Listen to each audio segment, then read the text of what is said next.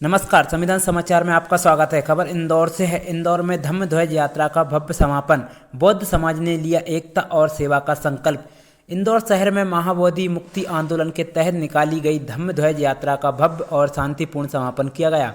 इस ऐतिहासिक यात्रा के समापन के साथ ही बौद्ध समाज के पवित्र वर्षावास कार्यक्रम का भी सामूहिक रूप से समापन हुआ।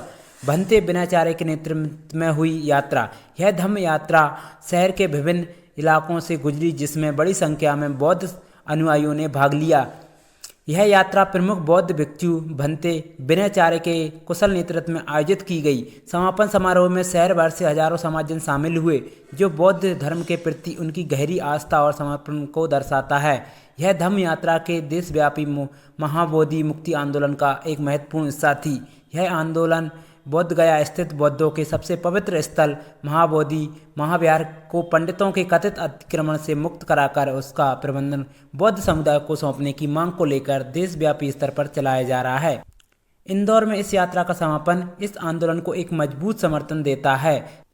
3 माह तक चलने वाले वर्षावास, जो भिक्षुओं और उपासकों द्वारा अध्ययन और ध्यान का समय, भी इस भव्य यात्रा के साथ सामूहिक समापन हुआ, जिसमें धार्मिक वातावरण को और भी अधिक पवित्रता मिली।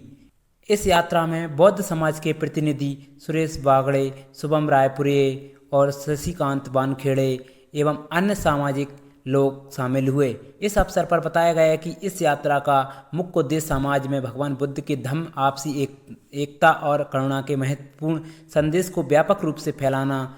समापन समारोह में सभी समाजजनों ने एक स्वर में एकता और समाज सेवा का दृढ़ संकल्प लिया। धम्म ध्वज यात्रा महाबोधि महाविहार मुक्ति आंदोलन के जन समर्थन में कि संपूर्ण भारत के बौद्धों को जागरूक और एकजुट करना, और आने वाली 12 फरवरी 2026 को संपूर्ण भारत के लाखों बौद्ध दिल्ली पहुंचकर दिल्ली जाम करेंगे। और 134 साल पहले जो अनागारिक धम्मपाल जी ने लड़ाई शुरू की थी महाबोधि महाविहार मुक्ति की, और 76 साल पहले जो बीटी एक्ट कानून बनाया गया था उसे रद्द कराने के लिए और महाबोधि महाविहार मुक्त कराने के लिए 12 फरवरी 2026 में भारत के बौद्धों का एक बहुत बड़ा जन समूह दिल्ली में पहुंचकर दिल्ली जाम करेगा और महाबोधि महाविहार मुक्त कराएंगे, बीटी एक्ट रद्द कराएंगे। उसी के जन समर्थन में आज इंदौर की इस पावन धरती पे, जहां बाबा साहब अम्बेडकर जी का जन्म हुआ, उसी धरती पे आज ये बड़ी सभा का आयोजन हुआ और एक बहुत बड़ी भव्य रैली भी निकाली गई। उसी का एक कार्यक्रम था और यहाँ से बड़ी संख्या में दिल्ली पहुंचने का आह्वान किया गया और हजारों लोगों ने संकल्प लिया कि 12 फरवरी 2026 को दिल्ली पहुंचेंगे। इस यात्रा के दौरान बहुजन समाज का सर क्या रिप्लाई रहा, आपको कैसे पूरे भारत में संपूर्ण भारत के बौद्ध अम्बेडकरवादी बहुजन समाज और तमाम वो न्याय पक्ष लोग जो ये मानते हैं कि मस्जिद मुसलमानों की होती है, हिंदू मंदिर हिंदू पुजारियों को होते हैं, गुरुद्वारे सिखों के होते, जैन मंदिर जैनियों के होते और चर्च जो है ईसाई पादरी पास्टर के होते हैं, उसी प्रकार महाबोधि महाविहार और तमाम भारत के जितने भी बुद्ध विहार है वो बौद्ध भिक्षु और बौद्ध समाज के होने चाहिए। उसी पक्ष की लड़ाई को लेके भारत के तमाम वो लोग इस पक्ष की लड़ाई में साथ दे रहे हैं और 12 फरवरी 2026 में दिल्ली पहुंचने में सबका साथ देंगे। मध्य प्रदेश के बहुजन समाज से आपको कैसा प्रतिक्रिया मिली है? बहुत अच्छा। अभी 26 अक्टूबर को मध्य प्रदेश की राजधानी भोपाल में बहुत बड़ा प्रोग्राम होने जा रहा है, तो 26 अक्टूबर को भी बहुत बड़ी संख्या में लोग वहाँ एकजुट हो गए। आज 12 अक्टूबर को यहाँ पे प्रोग्राम हुआ है, उसी के साथ साथ छिंदवाड़ा में प्रोग्राम हुआ है, बालाघाट में प्रोग्राम, बालाघाट में बहुत भव्य रैली निकाली गई थी।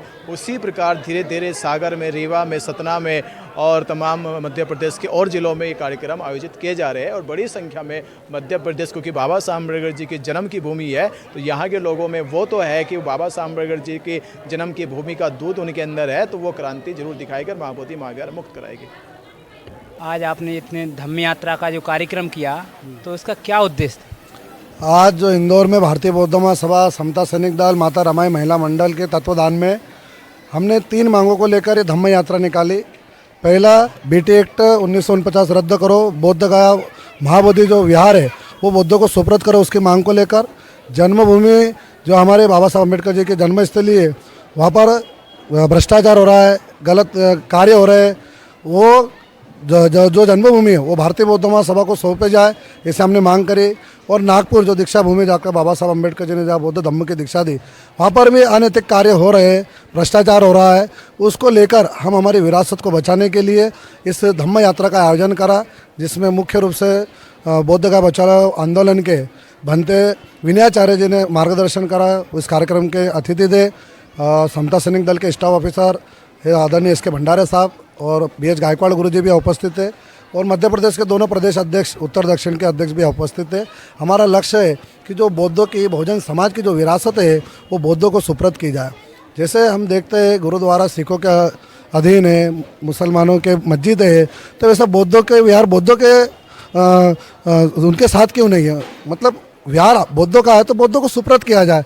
तो जो संविधान के पहले जो एक्ट था 1949 वो अभी भी लागू है, जबकि संविधान लागू होने के बाद संविधान के अनुसार चलना चाहिए। सभी जाति धर्मों को अपने अपने अधिकार बाबा साहब ने दिए। तो धर्मनिरपेक्षता है, तो ये बौद्ध धर्म की विरासत है, वो बौद्ध धर्म को सौंपे ऐसी मांग को लेकर हमने पंचशील ध्वज यात्रा निकाली। और आपने बोला संविधान को लेकर चलना चाहिए, संविधान के अनुसार।